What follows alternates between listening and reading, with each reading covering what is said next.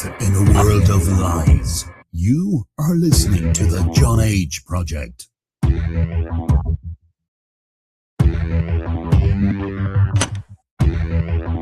Trust no one. Trust no one. Trust no one.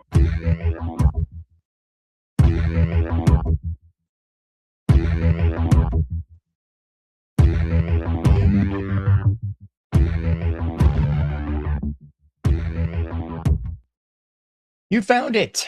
You're here.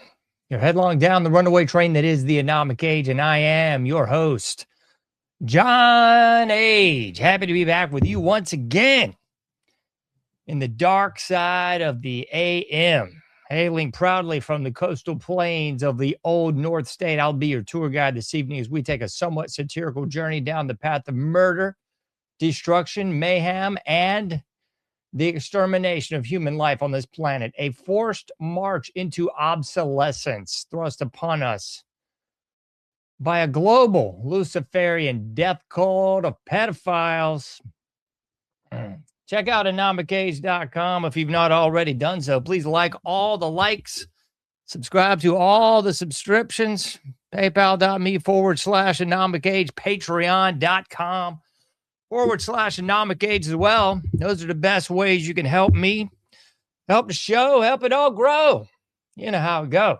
So if you're looking at your screen right now, if you're in the video version of the game, if you're watching at the Patriots Prayer podcast, thanks for tuning in. If you're one of my longtime minions of darkness in the Anomic Age, thank you also. But you're looking at the new and improved anomicage.com right there on your screen. Looks a little like this. I won't say all the bugs out, but we got a couple more bugs out today, and we're going to try to get the rest of them out before the weekend's out, but we'll just see.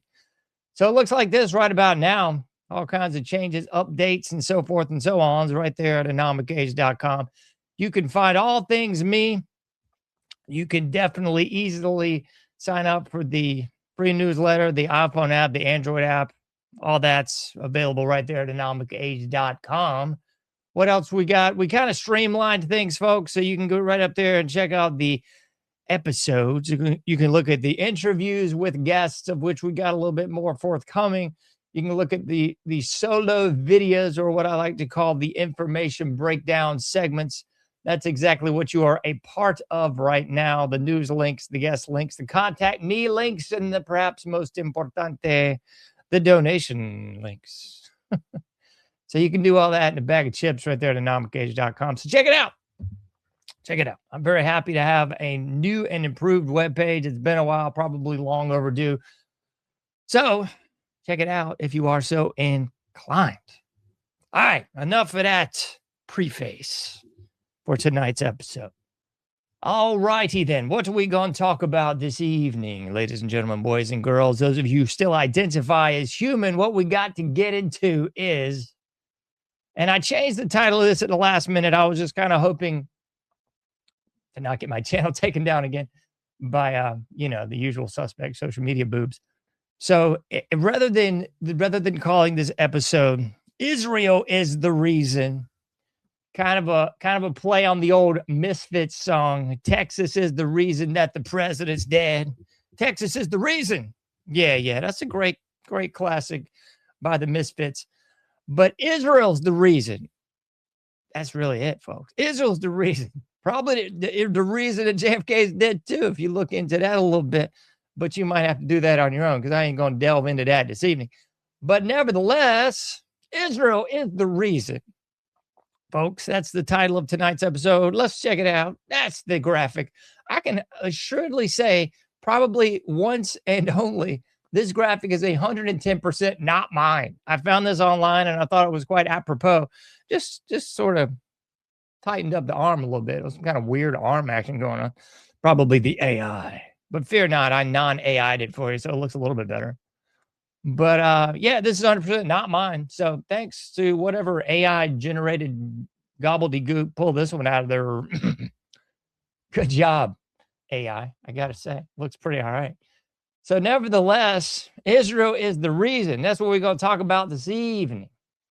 So much to get into, but really not so much, because we're going to talk about one topic virtually the whole damn show. So without further ado, let's get into it. I'm just going to play this clip. You've probably already seen it if you've got eyes to see, ears to hear, and you've even got a light pulse on the social media landscape. I'm sure you've seen this one already, but I'm going to play it for you again. There's a couple of different versions. There was a version I really wanted to play, but I think it had like overdubbed sound. You know, it was some chick sort of narrating it for you and gasping and guffawing all the falderall. But I decided, you know what? Let's just show the real deal. And that's what we're going to see. So let's check this out for a moment. I'll give you my 2 cents on it in just a minute. Here we go. Hit it.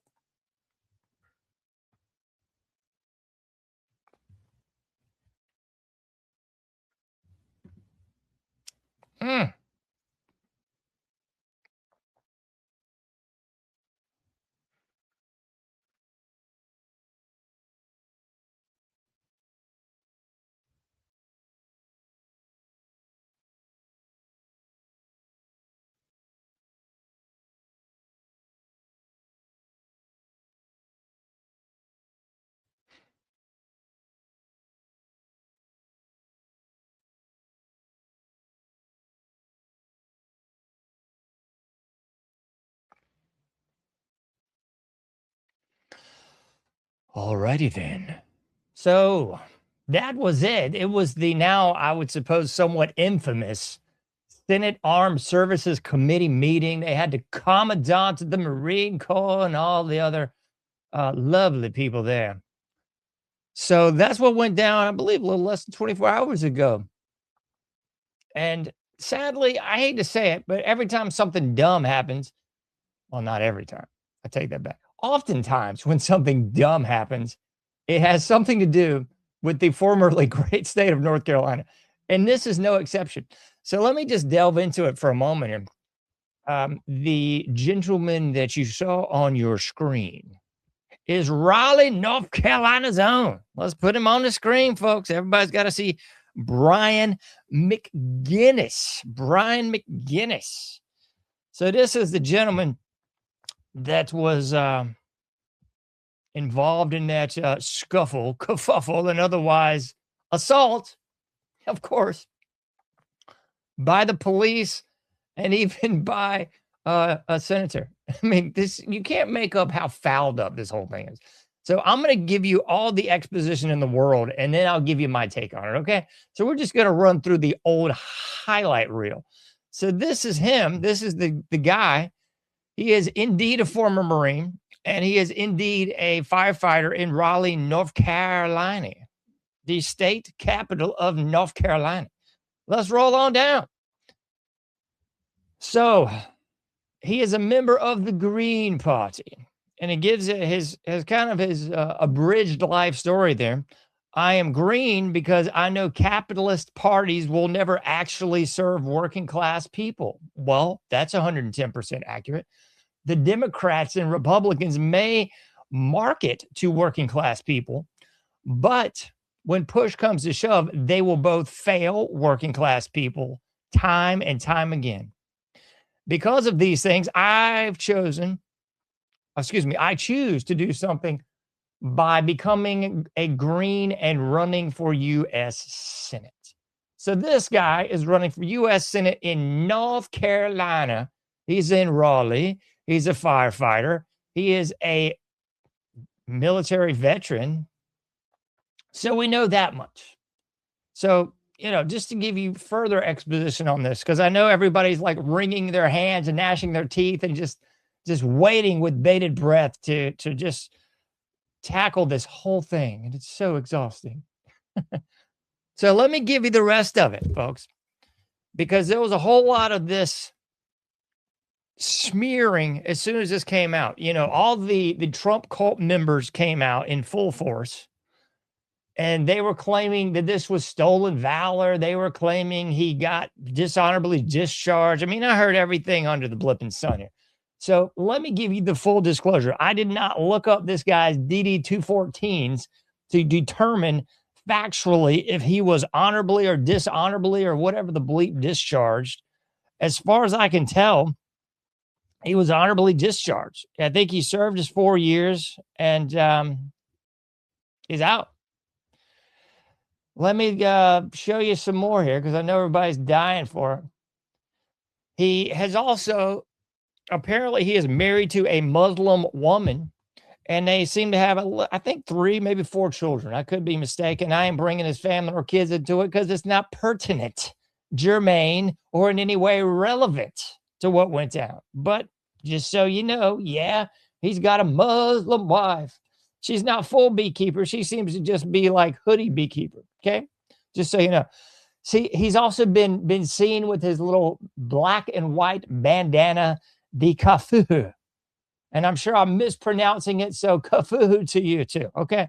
So he's got his little, often denoted as a representative of the Palestinians, kafuhu. Okay.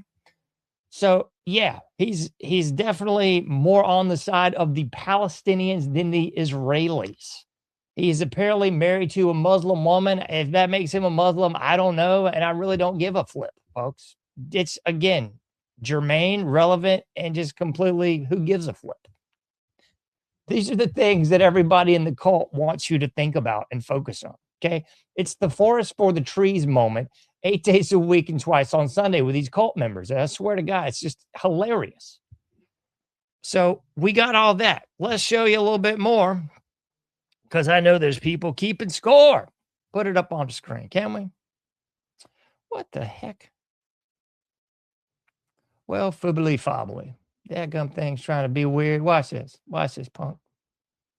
There we go. By God, we'll show it that way. So in this one, what we got going on? There we go. There we go. We'll pull it over there if we have to. It's okay. The Marine veteran Brian McGinnis removed from Senate hearing after protest over U.S. policy toward who, folks? Who could it be now? It's our greatest ally. That's, of course, who it's going to be. Come on. You already know who it is. Jeepers. Already know who it is, folks. So he had the nerve to go up there and question our involvement with the greatest allies. And now, it's all just terrible. Okie dokie. Let's see what we got now. I'm going to do some little just working on the fly here because this is driving me bonkers. Sorry, folks. This is probably upsetting no one but me, but it's okay. It's upsetting me. So I'm going to deal with it. All right, let me just move this one all over. There we go. Right there. Boop. There we go. What else we got? GOP senator joins Capitol Police. In case you missed it, this is NBC News. The previous that we were looking at was military.com. Let's look at NBC News. GOP senator joins Capitol Police in attempt to forcibly remove anti-war protester. And this is Montana Republican Senator Tim Sheehy. If that's the right pronunciation, great. If it's not, then Sheehy on you. So that's Tim Sheehy. That's the guy that I would assert, attest, and otherwise denote broke this guy's arm. So the person in question got his arm broken. Yeah, remember that? So, the person in question there, though, Brian McGinnis, got his arm broken by U.S. Senator and Republican from Montana, Tim Sheehy. Isn't that wild? So Tim Sheehy broke this dude's arm. He's not stepping down. He's just going along to get along, and everything's just, in the land of make-believe. That's okay. That's just totally cool.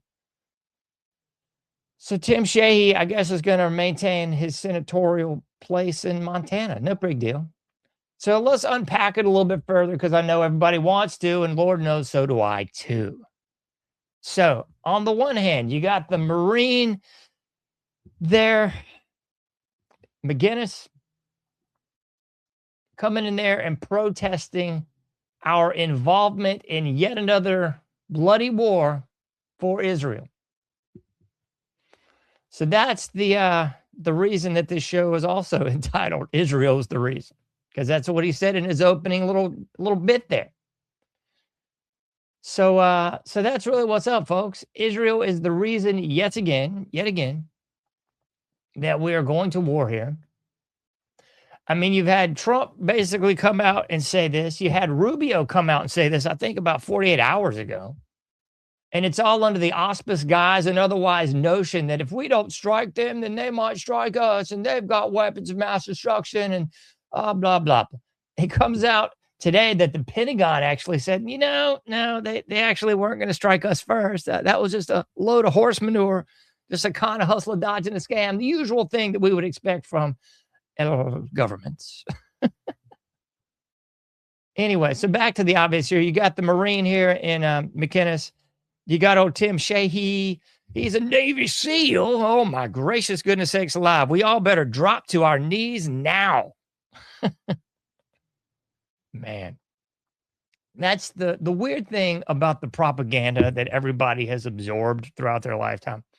And please stop me if you've already heard this, but the movie studios actually have their own offices for the CIA, for the government propaganda dupes that have to go in there and approve, push through, give funding to, and always propaganda to whatever movie is going to be made that even mentions the United States military.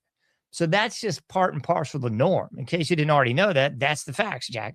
This is nothing new under the sun. This has been going on for, 60 plus years, 70 years now, OSS into CIA and on and on and on. I mean, that's why you had the barrage of John Wayne movies, Sands of Iwo Jima, and They Were Expendable and all this malarkey.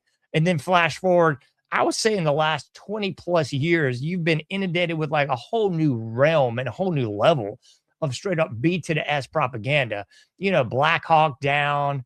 I can't even think of any of them really because I haven't seen any of them. I see it for what it is. And I'm like, oh my gosh, what a complete load of horse feces. But, for the average people that don't know, now you know. To quote a little Biggie, if you don't know, now you know. Yeah, it's all a kind of hustle and dodge, folks. But I say all that to say this. That's why the average person now thinks that like the Navy SEALs are the second coming, under the United States Navy, because in every single television show, movie, sitcom, flipping podcast, interview series, they have been portrayed as, like the second coming of special forces, whatever you want to call it, And I'm not throwing shade at them and saying that they're not great soldiers and anything like that. I'm just saying like that's been the thrust of the propaganda that everybody's been taught for 20 plus odd years, And, like ironically enough, I would say 80s and even maybe into the 90s, the thrust was the Green Berets. That was kind of that was the thrust of that era. So, just not to throw anybody or everybody under the bus. I'm not throwing shade at anybody in the armed forces or, oh my God, people are crying already. I'm not throwing any shade on anybody. I'm just saying like, please know your propaganda. And that's what's been portrayed. I mean, I mentioned the cartoon G.I. Joe last time from the 80s. This is straight like Pentagon sanctioned propaganda as well. Knowing is half the battle and G.I. Joe, all that stuff. I mean, they should do a study. I'm sure they already have, like the countless people in my generation that fell for that line and joined the military just because of G.I. Joe. I mean, come on. It's just obvious State Department sanctioned propaganda. But not here to go on that, Jack. We have covered the obvious quite aptly so far, I believe. We've covered McGinnis. We've covered Tom Sheehy. And we've covered the incident that went down, at least in the shallow end of the pool realm. But let's go a little deeper. Why not, shall we? Because we got to look into these people with them all. This guy in particular, Tim Sheehy, U.S. Senator, Republican from Montana. So he's Republican. So right away, the cult members are already on their knees bowing, we're not worthy. We're not worthy. Like the old Wayne's World thing. So right away, the right cult members are just kissing his ring. He is a former Navy SEAL. He's a Republican. He's in Montana, and he's always right. I mean, this guy couldn't do anything wrong if you paid him. It's hard, folks. It's hard, I tell you, it's hard. Could not do anything wrong if you paid him, right? Right? Speaking of paychecks, take a look, check it out. You got 641-337. Yeah, that magic number, not the Schoolhouse Rock magic number, but that one, well over $500,000. That's what this guy got. Yeah, spent by the pro-Israel lobby and their mega donors. Yeah, he was over there filming an AIPAC commercial in Israel a couple months back. I covered this on my social media. In case you missed it, I'm not going to pull it up for you now. But this is the guy, folks. This is the guy. Yeah, this is the same guy that broke old McGinnis's arm then. Just so you know, that's him. Yeah, he couldn't do wrong if you paid him. I mean, maybe he could, because he did. Oh, my gracious goodness sakes alive. But there's other sycophants out there that won't get it. So let's give you a little more. Why not, huh? This one's hilarious. I found this little meme online and I couldn't resist sharing it with you. Don't interfere with law enforcement. And we've got this lovely cartoon that shows the redcoats are coming. The redcoats are coming. Shows a little cartoon, probably 1775-ish, when the British redcoats were all about the tyranny in the colonies. And they had the stamp tax, the tea tax, the township tax, and all that good stuff. They were taking people's munitions. They were just showing up in your little homestead and having their way with your family. And you had to take it. You had to like it. Because after all, they were the police, right? Like that old UK sub song, looks like we're living in a police state. You sure? You absolutely are, actually. So, just so you know, the crux of the American Revolution was predicated on resisting tyranny. It was predicated on giving a high sign to the police and military of the day. That would be King George's roaming bands of redcoats. I mean, good and right. I mean, that's what was really going on. So just so you know, I mean, that's where we're at. That's where we are here in year of our Lord, 2026. So we got to unpack this a little bit because I know most people understand this. I think most listeners of my show understand this because they're not cult members. But in case you don't, let's go into it a little bit, shall we?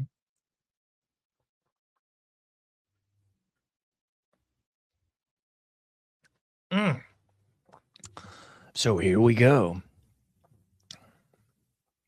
When this whole thing first popped off, I mean, I was seeing the usual smear campaigns of all these people, the cult members, and it was kind of hilarious.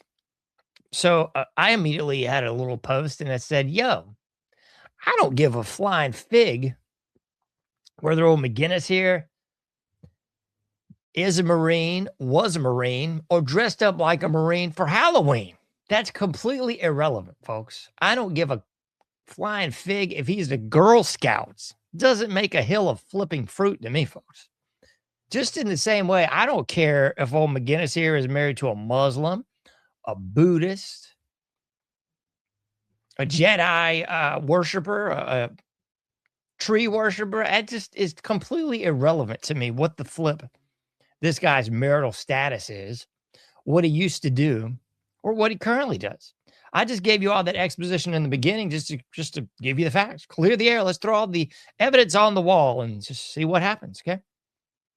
So the real crux of this story is none of that. The crux of this story is old McGinnis there actually had the temerity, the cojones, the huevos, or the nerve to actually stand up against the horse pucky that's going on. That's really what's up, man. That's really what's up. So people want to make it about everything else under the sun, but I'm going to distill it down for you and just say that. So I'm putting aside the usual suspect tribalism that you would find in influencers and just give you the obvious, folks. This should not be a right or left thing. This should be a common blipping sense thing. This should be no more foreign entanglements, saith George Washington in his farewell address. This should be watch out for the military industrial complex, dice Eisenhower in his farewell address. I mean, this should be what DJT actually ran on for 3 tickets now, which would be no more foreign wars. We're going to bring peace and blah, blah, blah, blah, blah. What a bunch of horse manure, folks. So to me, that is the crux of the story. It's not who he's married to. It's not what he showed up wearing. It's not what he used to be or even what he is. I don't care, folks. The crux of this story is that he actually had the balls to get up there and say, yo, Israel is the reason. I don't want to go to war for Israel. We shouldn't be having people die for Israel. Hello. This is like not even a controversial statement, or at least it shouldn't be. This isn't even anything close to provocateurish statements. This isn't the always nauseatingly overused shouting fire in a crowded theater. No, this is saying we should not be warring for Israel in a not even crowded Senate Armed Forces Committee hearing. I mean, this is the height of B to the S. The height of B to the S, folks. That's what this is. Okay. So let me also cover this base for you, because somebody's going, oh my goodness, I can't believe you're falling for this tomfoolery, John. Okay, here's the realness, folks. Do I think that this was an orchestrated event? Probably.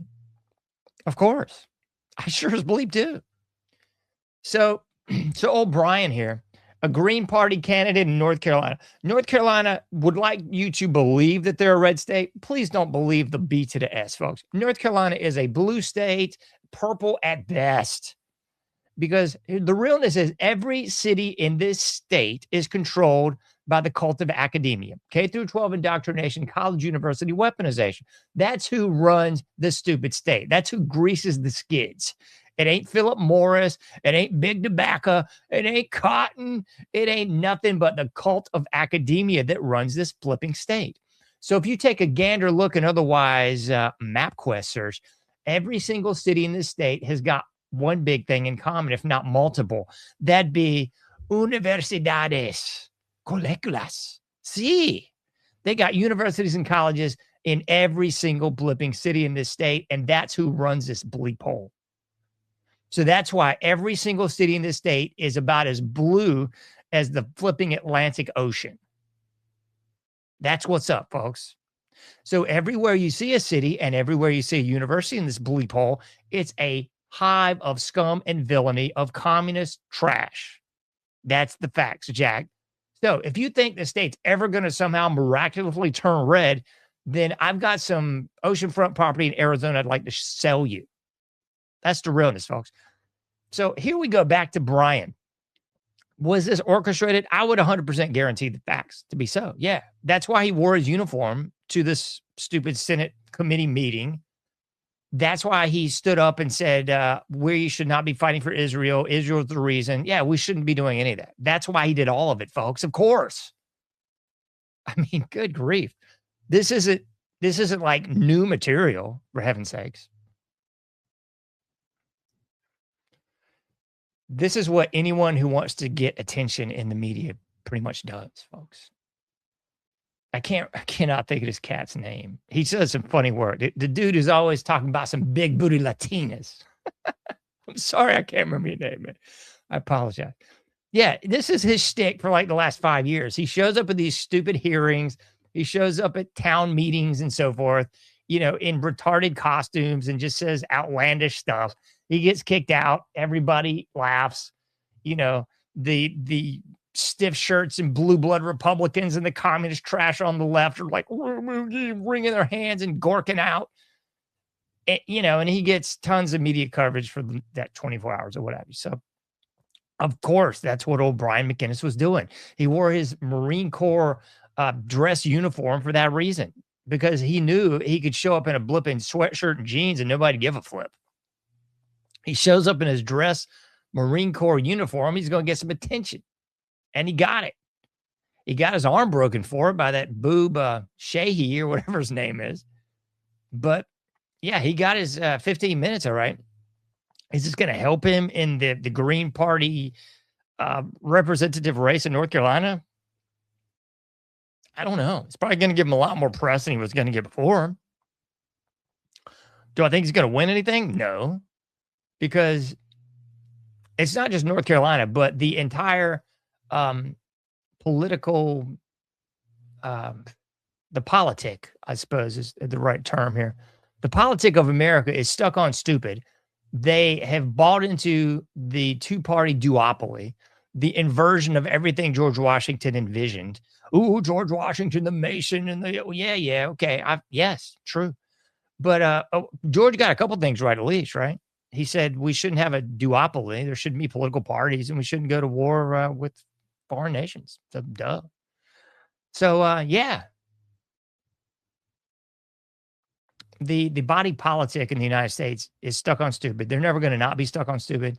They're going to keep saying, oh, we're going for the Steelers, or I'm going for the Redskins, or whatever. I mean, that's just the binary opposition, the very simplistic mindset that the American public has, and by and large, the people at large have. So we're not going to see any differences. We're not going to see changes. We're just going to be right, left, right, left. It's that old exploited song, with exploited blarmy army. Right, left, right, whatever it is, So Brian got him some press time out of this thing. He got his arm broken. Great. Old Tim there, he's not going anywhere. He's not going to step down. I mean, that's just what people think is adequate and good at this point in the game. That's what is so hysterical and nauseating. So we got to really unpack some other avenues here. Doggone it. Got to unpack some other avenues here as well, because you got to look at this thing through some different lenses for sure. So I wanted to look at this, and I was going to do a whole separate show on this, and I'm probably going to do one that really goes deeper dive into this whole thing. But I was going to look into a show about the mental gymnastics and have Mary Lou Retton in the red, white, and blue and the whole 9 yards out there, because we need something that's a little visually stirring that might at least, shake up your little snow globe for a minute and get you to go, what? Yeah, because here's what's so hysterical about this whole thing. Because you've got the cult members on the right.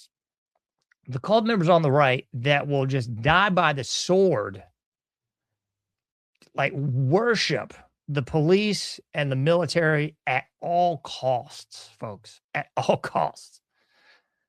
And again, I'm not going to say they're all bad. I'm not going to say they're all good. This is the beauty of life, folks. I've met some great cops. I've met some really lousy, bad cops.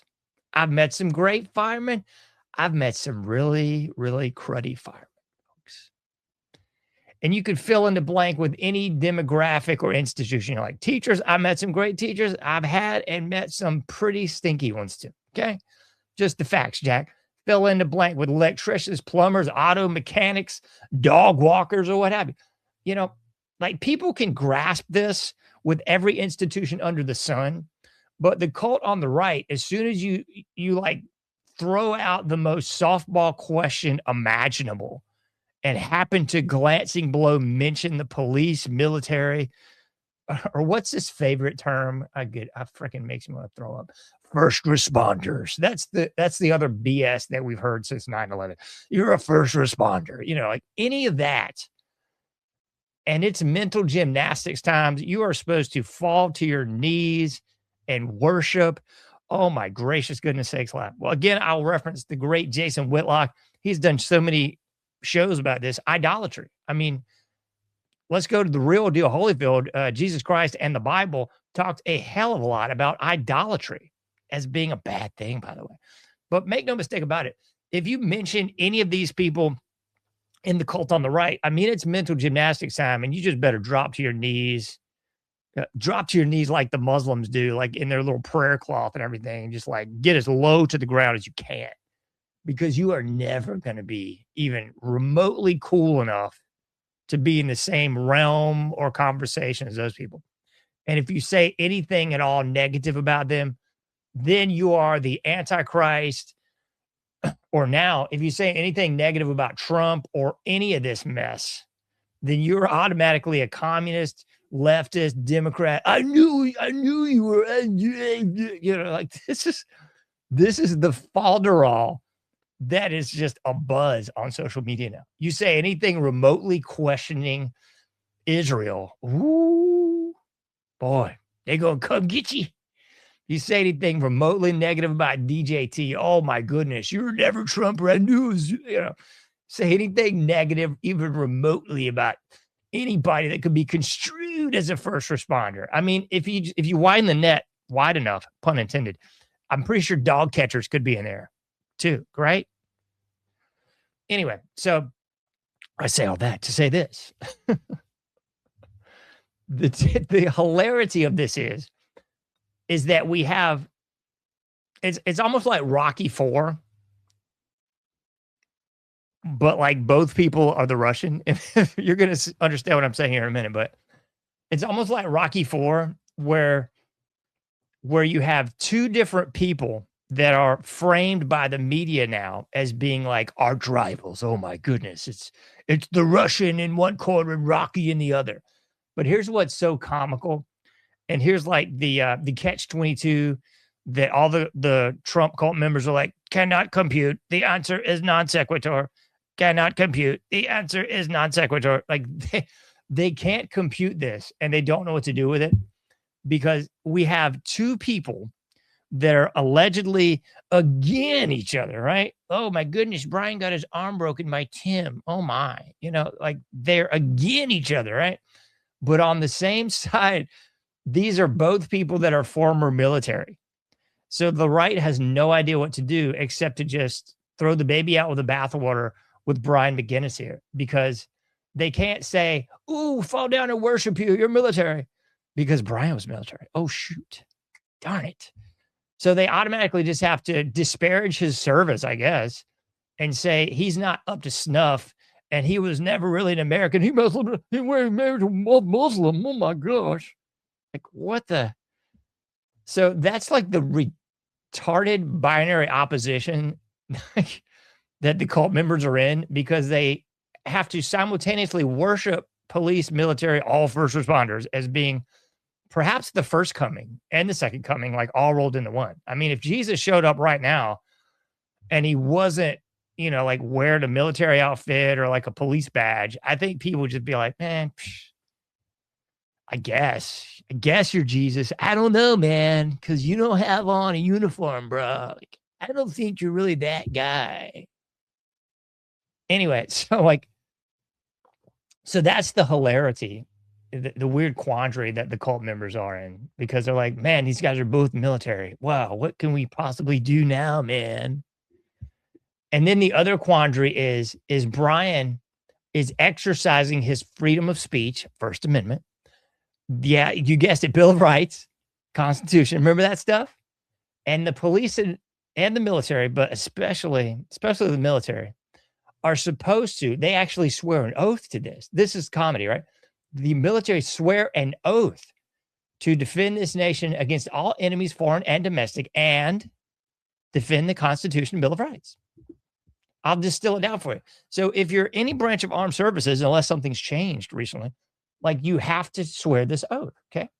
So Brian here went into whatever this kangaroo court Senate BS was.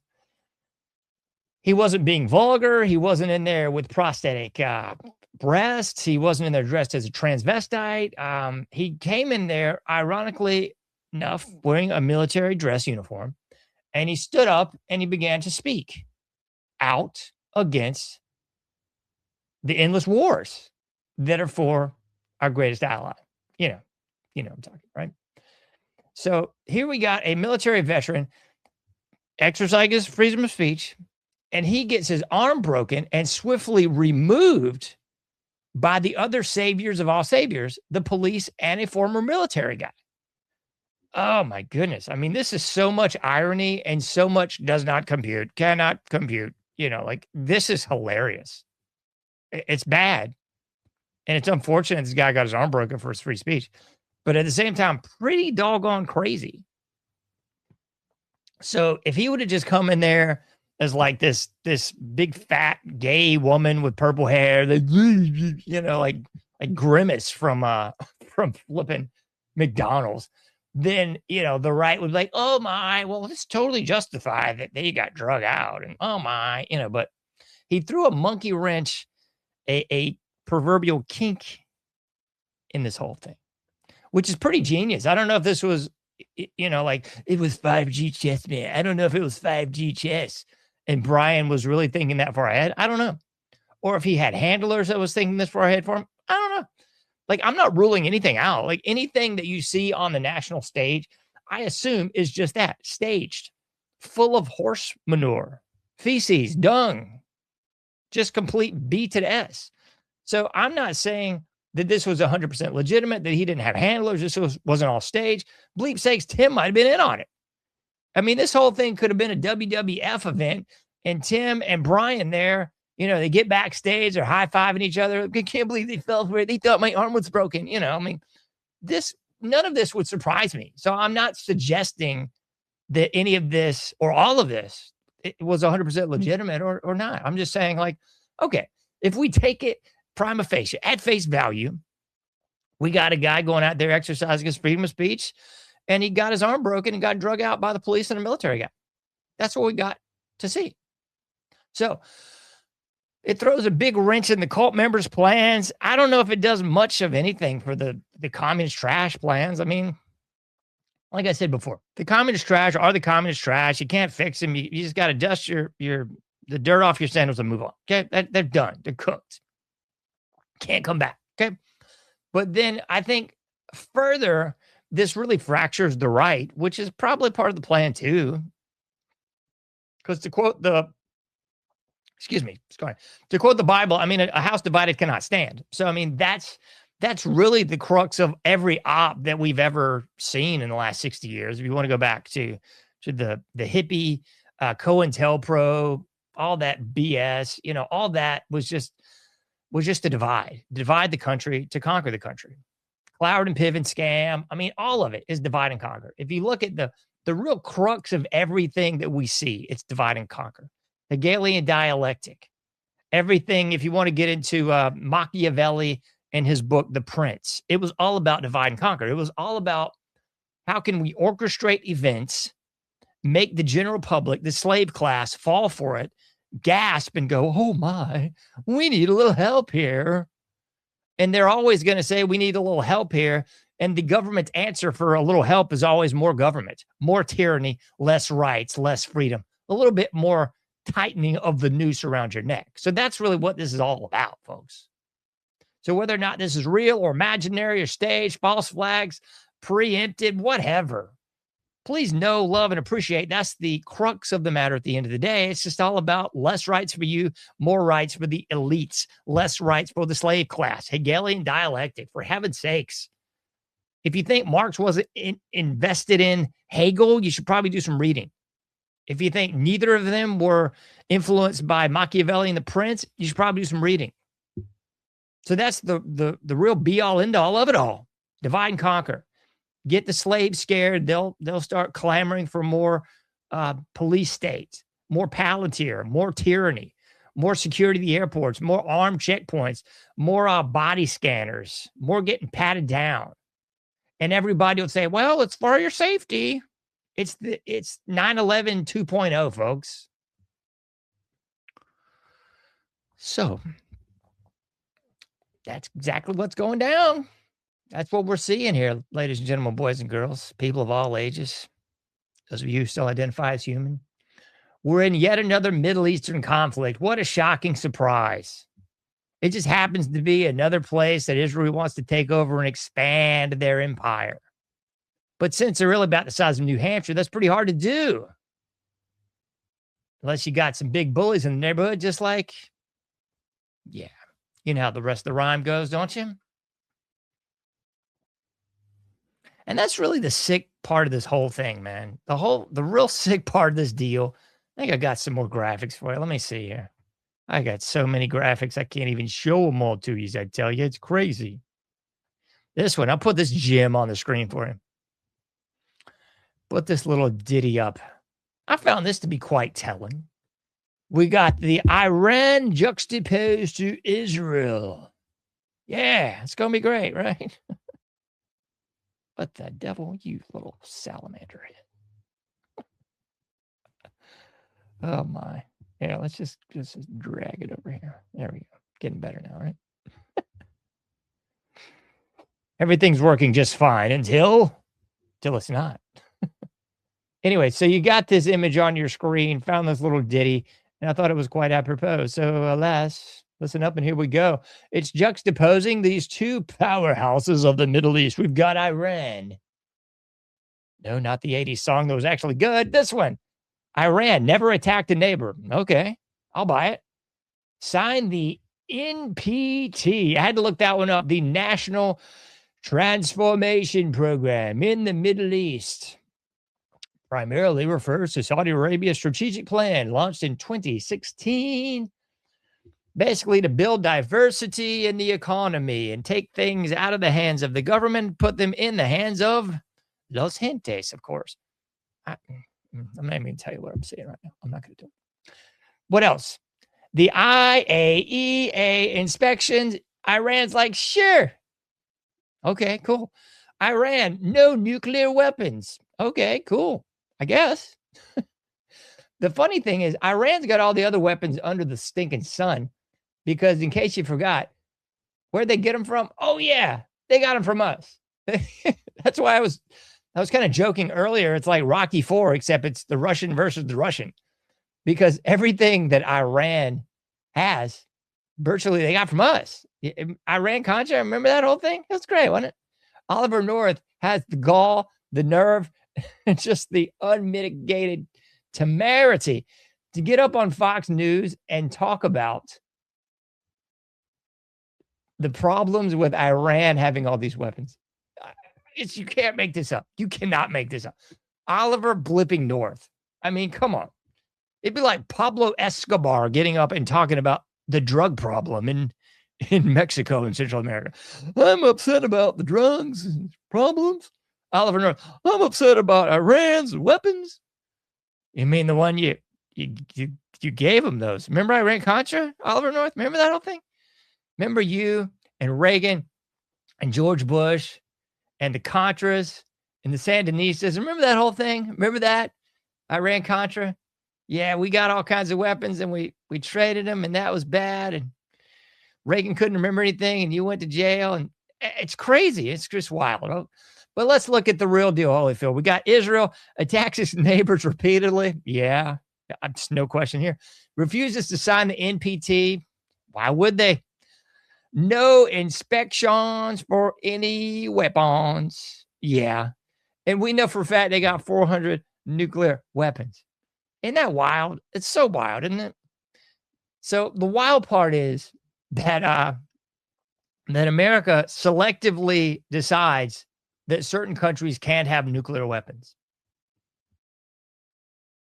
So, Kim Jong-il, Kim Jong-un, North Korea, they got nuclear weapons. But I guess it's okay. China, yeah, I'm pretty sure they got one or two. What do you think? If you buy into the nuclear weapon scam, that's a whole nother bottle of B to the S to unpack. But if you believe the nuclear weapon scam, whatever, God bless you. We'll just pretend they're real, like we pretend that we went to the moon. Anyway, so yeah, China, nuclear weapons, North Korea, nuclear weapons, Russia, nuclear weapons. But here's the deal, folks. Here's the way bullies operate. So bullies will selectively pick on people and treat people like dog feces when they know they can get away with it. That's really the deal, folks. So if the bully is out there and he's going to pick on this little kid who doesn't have a big group with him. He's not the captain of the football team. He's not going to be able to take the big bully. So that's who the bully preys on. I mean, you see the same thing with BLM and Antifa and the usual suspect garbage. I mean, that's just what they do. Okay. But then the bully's not going to pick on the guy who's in a big group, the guy who's jacked and like twice as big as that guy, the guy who's knowingly can handle business. We'll just say that. Okay. That's not who the bully goes after. So the United States being the bully global policeman of all, that's who they're going after. They're not going after freaking China or Russia. Please, we can't even handle Iran, folks. Okay. We went into Iran thinking it was Iraq, I guess, or thinking it was Libya or Syria. Not so much, folks. Not so much. It's downright sad. It's pitiful. It's nauseating, revolting, and it's just unspeakably ridiculous. But that's what bullies do, folks. That's what bullies do. And that's the way America has operated for a long, long, long time. This thing is going to drive me completely nuts. Okay, took care of a problem. Just took it out. Anyway, and what really trips me out is I'll draw some more parallels to you because I want to get into this whole bully thing. We could do that on another show. We got a little bit of time on this one, I think, don't we? Let's check the time clock. I don't know. Holy shnikes, we're about to run out of time on this whole gig. It's okay. I got a little bit more talking to do. What really trips me out on this whole bully analogy, and you can look at this through a lot of lenses. I'll look at it through a cultural lens and a generational lens. And I'll pick on the generations that have become persona non grata amongst generational talk, man. The greatest generation. Now, in the last few years, well, were they really that great? Let's B to the S. I don't have a dog in the fight, folks. I just don't care. Whether you want to call them the greatest generation or the Keebler elves, doesn't mean anything, really. But the greatest generation, that would be my grandparents' generation. They were definitely of the ilk. They did not have that bully, braggadocious mentality. And I know somebody's going, yeah, okay. I'm broad brushing for you. Somebody out there's having a heat stroke. Okay, just cool your jets, take a glass of water, just sit down. Okay. So by and large, the people that I've encountered from the quote unquote greatest generation, Keebler elf generation, whatever you want to say, those folks by and large were not a bunch of arrogant pricks. Just weren't. They were more of the mindset of my grandparents. They were men, true men, like my grandfather, a real man, make no mistake about it. He was not the kind of guy that was going to get out there with prosthetic testes on his big F-150, diesel dually bully max or whatever the F, whatever these people have now. That was not his style, okay? He was a rather quiet and gentle man to a point, okay? Same thing with my father. My father, the boomers, they ruined the way. These people that are just retching over the boomers at every step, but they're going, it was all their fault. The golden badge of victimhood is the American culture right now. It's take no onus nor accountability on anything for yourself. It's the proverbial blame game. Look, they did it, man. It's the whites did it all. The hilarity and bipolar nature is so comical. So the black culture, it's all the whites' fault. We have nothing, while simultaneously we were kings. We invented everything, but somehow can't do anything. Which one is it, folks? Come on, which one is it? You got the communist elk. I've got 10 degrees and I'm working at Hardee's. This retarded intellect of there's always someone else's fault. Okay. But anyway, to my point here, the boomers, who everybody wants to grind their bones to make their bread, I guess at this point. That was my father. kind of the same ilk as my grandfather. Quiet man, very gentle and kind man, willing to help everybody. He would bend over backwards to help his neighbor, people at church, people in the community. That was who he was. But at the same time, he was nice to a point. And I can say that as being his son. Very kind man to a point. I've been the guy that's caught the ire of my dad and my grandfather when, as my father would say, enough's enough, and sometimes it's too much. Like, yo, John, you're into too much realm. You need to reel it in. If you didn't reel it in, all bets are off. But anyway, flash forward, you had those two generations, and whatever generation we claim to be now, I don't really care. But whatever it is, it's a comedy show, folks, because you've got all these people out here, and the comedy of comedies is within every subculture, counterculture, microculture, they all look the same. Okay. So if you look at the punks, the skinheads, the hippies, the goth kids, like it's everybody wearing the same uniform, acting the same, going by the same standards, listening to the same music. So the people that are ultra uber masculine now, uber mentioned, to quote Hitler, right? Oh, I can't say that. These are the people that are the comedy of comedies 9 times out of 10. They've got the same retarded tattoos. They're somewhat jacked. They've got like the tight affliction shirts on, except now they're not affliction shirts. That was like 20 years ago, whatever it is now. The big diesel dually Duramax with prosthetic testes and a 1776, blah, blah, blah. Like it's all the same horse pucky, folks.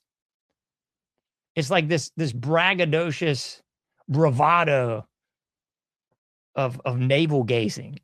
Like, rather than just being manly and just being manly, it's like this big contest to be as manly as possible, which is, it really just becomes a caricature, or as weak and wussy as possible, which is also a caricature. It's back to the binary oppositioning. It's like, it's like you're either Barney Fife or you're whatever, like a cartoon version of Arnold Schwarzenegger, allegedly. It's like so wild.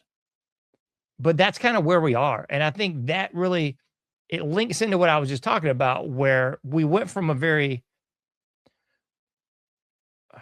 weren't the country we are today. I'll just say that. I don't know if we were kind and benevolent and loving. I wouldn't go that far, but we were not the global policemen, bullies of the world, at least until well after World War II. And that's kind of the throne that we've taken over in the post-World War II era, and everybody will give fact check. Well, it's because Europe was in shambles and everything was bombed and Nagasaki. And yeah. I've heard it all before. I get it. Yeah, we were the only basically allied nation or what have you that didn't suffer like domestic fallout. And I'm not talking the atomic variety.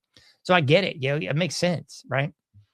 But what doesn't make sense is this ridiculous moniker that we all seem to have now. It's like, we can do whatever we want. We're America. We're just going to take Venezuela out. We're going to kidnap their leader. Like, what? We're America. We're just going to go into Iran and take out their leader and bomb them to dust. So we have this ridiculous false bravado of like a person, or I guess in this case, Freudian slip. In this case, an entity that's doesn't really exist. So we believe that we are like the United States of the propaganda films of the 80s, 90s, and beyond, where we're like the cock of the hen house. We can do whatever we want. We, like pushing people into lockers and like dumping Jello on people in the cafeteria or whatever. So like that's the bravado that I think most people assume that we have. For real. And we look at the boomers, they for sure think that like Trump can do no wrong. Like, he's John Wayne and Clint Eastwood and Reagan, like all rolled into one, like, so I think in their eyes, they have that myopic mentality that we can do no wrong. Nobody can touch us. We're America, the cock of the hen house. Right. And then on the flip side, you've got like the reality, which is what I mentioned on the previous show, where, Trump's own advisors were like, like we don't have the munitions for 4 weeks of actual conflict. And now clearly we're putting boots on the ground. So, it's Quagmire 2.0. It's Iraq 2.0. It's weapons of mass destruction 2. Whatever you want to call it as, that's what it is. And, you know, you have no free speech in America. I've covered this countless times, clip after clip, person after person saying like, yo, if you criticize Israel, we're coming for you. You know, I liken it to Rambo. This time I'm coming for you. You know, so if you dare to speak ill in any way, shape, or form, oh my, of our greatest ally, I mean, I'm assuming you could probably be tarred and feathered for that at this point in 2026. I'm pretty sure it's on the books. You know what's funny? I saw this in the article. I think I pull it up for you. I saw this in the article. I think the first one. I might be wrong. I think it was the article with Tim in it. Dang it. I know very well I just saw this. Basically, it was shoot. It's all right. Basically, it was in one of the articles that I was trying to show you guys. But it was basically like a little snippet from the rules of the Senate. The rules of the Senate say you can't, you know, speak out of turn. It's like we've got Robert's Rules for Order or whatever the bleep it is, the Senate variety, you know, like the Senate version, which says you can't say anything. Constitution doesn't count here. Bill of Rights be damned. You can't say boo about anything that we say, or we're going to drag you out of here. Yeah. I mean, that's like the funny of all funnies, isn't it, folks? So we've got half the population, the brainwashed masses that think we are living in some sort of bizarre, like bizarro world, Clint Eastwood, John Wayne, you know, like Arnold Schwarzenegger, Ronald Reagan, like, nobody can stop us. And then you've got the other half of the population that's just so cucked and cowering down. And they're like, they think that, you know, that the white people are the worst people alive and men should be castrated and every kid should be transformed into some sort of tranny. I mean, that's just how foul we are. That's just what's so comical about this. So, I mean, hats off to the people that can actually get up and do a show and not just take it into a comedic realm. I mean, I'm glad that people, you know, like with a serious, like, we're serious, we're going to be real serious, we're going to lower the brow and raise the brow, and we're going to talk in hushed tones, and we're going to talk about how royally screwed we are. We're on the precipice of nuclear war breaking. We're all going to die. You've got those people. I'm just listening.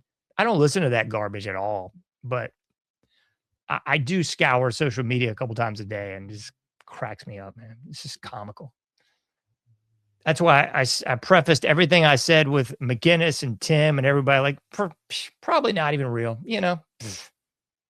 I mean, I believe, like, I don't even know what percent of the bull jive that gets put all over social media, and which is just mainstream media.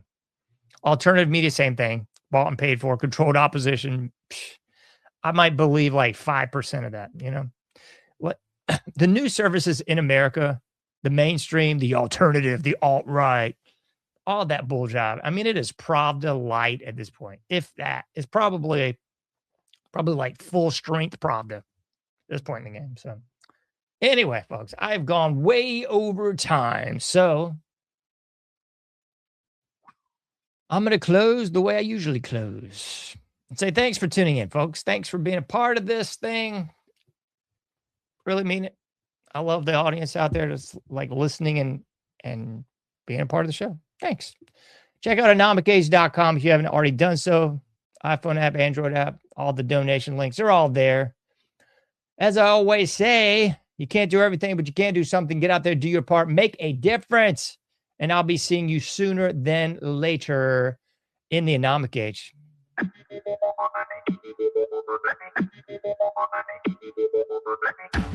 Thank you for listening to The Anomic Age, a John Age project. For past shows, further info, and to comment, go to anomicage.com. That's ANOMICAGE.com. Till next time, thank you for listening to The Anomic Age.